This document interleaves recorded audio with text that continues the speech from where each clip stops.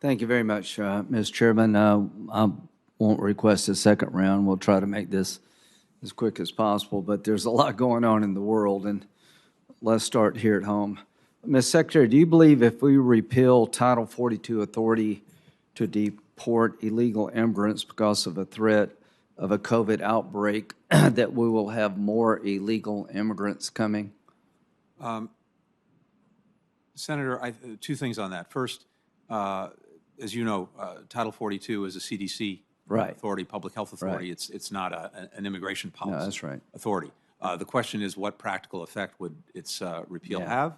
I think we are likely to see more people seeking to enter the country. But if they cannot present a credible claim of asylum, they'll be returned. That's the policy. That doesn't change. The border's not opening with the repeal of Title 42 if that's what happens. I'm just saying the border is completely broken. We have 1.2 million illegal crossings since October of last year, and there'll be a tsunami more coming if we repeal Title 42. And will there be COVID money in the supplemental? I can't speak to that at this point because I think the White House is still looking at that. One way or another, Senator, in my judgment, we need COVID money internationally, whether that's in this supplemental or in some other vehicle, I don't know, but we need it. Yeah, I think we do need money for COVID internationally. I agree with that. And I think if you want to stop, as Senator Leahy said, one country away from an outbreak, you would revisit Title 42. I'd encourage you to do that. Let's go to Afghanistan. What's the state of play in Afghanistan for women right now? The state of play is extremely mixed to negative. What's the upside for women? The only upside that we've seen at all is that, somewhat ironically, you might say there is in the country at large greater stability and relative peace than there's been. That's about the only upside I can think of. The downside, of course, is that we've seen, including most recently, the Taliban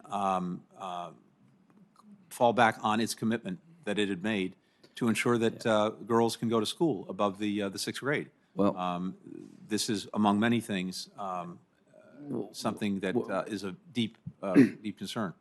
Is our homeland more at risk now than it was before the withdrawal in Afghanistan from al-Qaeda and ISIS presence in Afghanistan? If you look at the presence and the threat, I'd say there are three things that are going on. First, there is al-Qaeda itself, and I can go into more detail in a setting, but it's just a general question. Is al-Qaeda and ISIS more free to roam now that we're out of Afghanistan than they were before we were left? ISIS-K is, as you know, is of course an enemy of the Taliban, and the issue there is not the will of the Taliban to take them on; it's their capacity. That is an issue. When it comes to al-Qaeda and the Arab al-Qaeda core, there are a very, very small number of people in Afghanistan. How do we know? Based on the, again, without going into detail in this setting. Ms. Secretary, all due respect, if you're a Shiite in Afghanistan, it had been a good week for you. There is no upside to the Taliban charge for a woman anywhere in Afghanistan.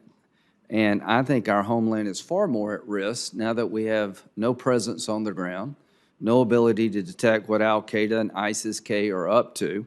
So to me, that's an easy question to ask. President Biden said he had no regrets about leaving Afghanistan. Do you have any regrets? I don't, Senator, in the sense that this was America's longest war. No, it's fair enough. Is the war over? Have we ended the war between us and radical Islam by leaving Afghanistan? We went to Afghanistan, as you know well, for one reason, which is to deal with the folks who attacked us on 9/11. We decimated al-Qaeda and its ability to continue attacks beyond Afghanistan. Osama bin Laden was brought to justice more than a decade ago. It was time to end the longest war. Have you heard the assessment by the Secretary of Defense and others that how long would it be before an attack against America originating from Afghanistan would mature? And they said 2 years. Is that a successful withdrawal? Again, that's what they said. I asked them. And I don't want to myself put words in their mouths, but the question anyway, was how I just think the threat potentially reconstitute. Yeah, well, it's just ridiculous to say that we're safer by letting the Taliban take over Afghanistan and that women have any upside. Let's go to the Ukraine. Are you pursuing Russia being a state sponsor of terrorism? We're looking at that. And the question is, What's hard about that? the question is this, and this is something that the lawyers are looking at. There's no doubt in my mind, Senator, that the Russians are terrorizing the Ukrainian people. Well, what about Syria? The question is this, and again, this is something that that lawyers are looking at to make sure that we actually meet the statutory requirements of that designation. And Well, if you need to change the law so that Russia fits in, you'll have 100 votes. I don't know what more you'd have to do as a country to be a state sponsor of terrorism. They've decimated the Ukraine, and they're all over Syria, dropping barrel bombs on people. So you mentioned that you're looking at it. I would encourage you to look at it and act upon it. Putin vowed today in the Duma that he would stay committed, even though there have been heavy losses, to accomplishing the goal of the invasion. What would you like to say to him? very simply, end this aggression, end it now. Well, it seems not to be working. What are the consequences to him if he keeps this up? I think we've already seen devastating consequences for Russia. And let me say this. First, in terms of his actual objectives, as stated in his own words, he has already failed, because those objectives were to eliminate Ukraine as an independent and sovereign country, to subsume it back in some fashion into Russia. We know already, as a result of the extraordinary courage of the Ukrainians, that that's not going to happen. And as I've said, there is going to be an independent and sovereign Ukraine around a lot longer than Vladimir Putin will be on the scene. So it's already a strategic From failure. your lips to God's ears, and I want to help you where I can in that endeavor. When it comes to winning in Ukraine, describe very briefly what winning looks like for Ukraine and the United States. Winning is going to be defined by the Ukrainians, and we will support whatever they decide is in their interest. Have they told you what winning looks like? Right now for them, and I don't want to put words in their mouths, but I think their focus is, of course, on repelling the Russian aggression and getting the You Russians said out to of their country. Senator Moran that our goal was to get Russia out of Ukraine. Is that our goal? That is Ukraine's goal, and as a result, that's our goal as well. Okay, great. If Russia uses banned chemical weapons in Ukraine, what will our response be? The President has been clear that there would be severe consequences for any use of a weapon of mass destruction by Russia. We have been working not only within our government, but with Can allies we and partners put across a parameter on what severe consequences would look like? I'm not going to telegraph in public what we can do. I can tell you that a lot of work has gone into planning against every possible scenario. And again, in a different setting, I'm happy to get into that. We'll take that up. If Russia explodes a tactical nuclear device in Ukraine, would you consider that an attack on NATO? Because the radiation would go well beyond Ukraine. All of this, including the potential use of a nuclear device, a tactical nuclear device, is part of the planning we're doing. And again, we can get into that in more detail. Well, just a couple more minutes. Do you think our policy regarding Russia and Ukraine has been successful?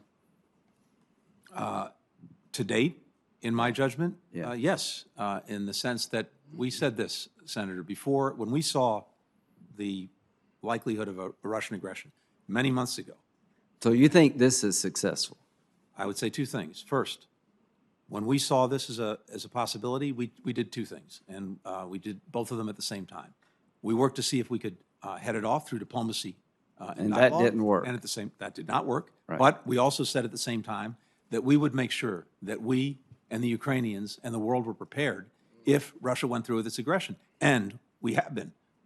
Ukraine has done an extraordinary job in pushing the Russians back from Kyiv.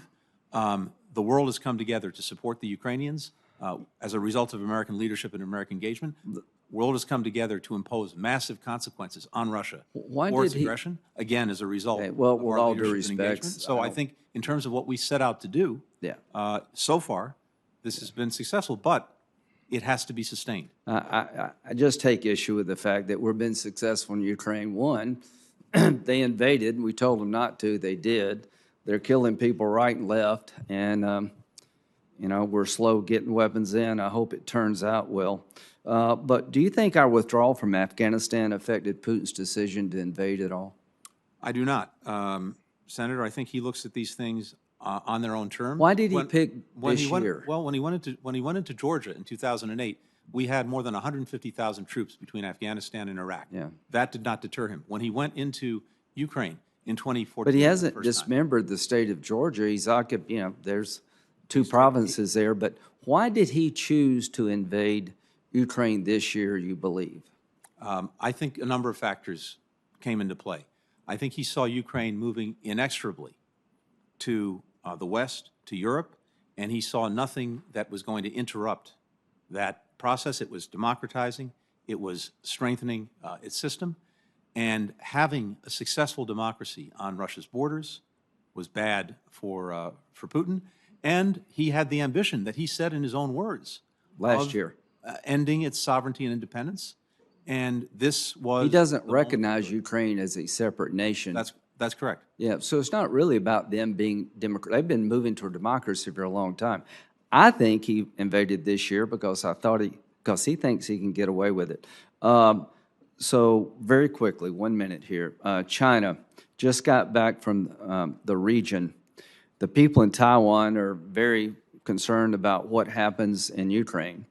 Do you agree that the outcome in Ukraine can influence what China does regarding Taiwan? I do. I think China's looking at this very carefully. And the fact that it has seen, as a result of our leadership, 40 countries and more come together in a variety of ways to impose these massive costs on Russia for its aggression, that would have to factor into its calculus about Taiwan going forward.